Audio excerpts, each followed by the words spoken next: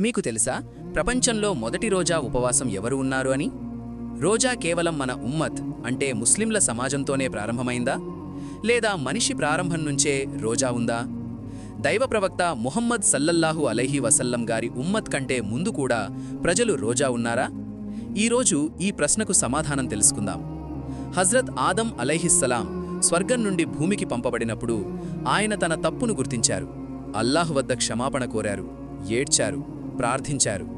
అల్లాహ్ సంతృప్తి కోసం చేసిన ఇబాదత్లలో రోజా కూడా ఉండేది అని కొన్ని రివాయత్లలో వస్తుంది.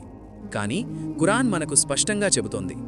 సూరా బకరాలో, ఓ విశ్వసించిన వారలారా, ఉపవాసాలుండటం మీపై విధిగా నిర్ణయించబడింది. మీ పూర్వీకులపై కూడా ఇదే విధంగా ఉపవాసం విధించబడింది. అంటే రోజా ముందున్న ఉమ్మతులలో కూడా ఉండేది. హజ్రత్ మూసా అలైహిస్సలాం వారి ఉమ్మత్లో కూడా రోజా ఉండేది. మన ఉమ్మత్పై రమజాన్ రోజాలు హిజ్రత్ 2వ సంవత్సరంలో ఫర్ద్ తప్పనిసరి చేయబడ్డాయి. అంటే దైవ ప్రవక్త సల్లల్లాహు అలైహి వసల్లం మదీనాకు హిజ్రత్ చేసిన తరువాత అల్లాహ్ రమజాన్ రోజాల ఆజ్ఞ ఇచ్చారు. అప్పటి నుండి ఇప్పటి వరకు 1400 సంవత్సరాలు పైగా ముస్లింలు రమజాన్ రోజాలు పాటిస్తున్నారు. గత సంవత్సరం రమజాన్లో మనతో ఎంతమంది ఉన్నారు? మన స్నేహితులు, బంధువులు, ఇంటివారు. కానీ ఈ సంవత్సరం వారిలో కొంతమంది ఈ లోకంలో లేరు. కానీ మనం ఇంకా బ్రతికే ఉన్నాం. మనకు మరో రమజాన్ దొరికింది.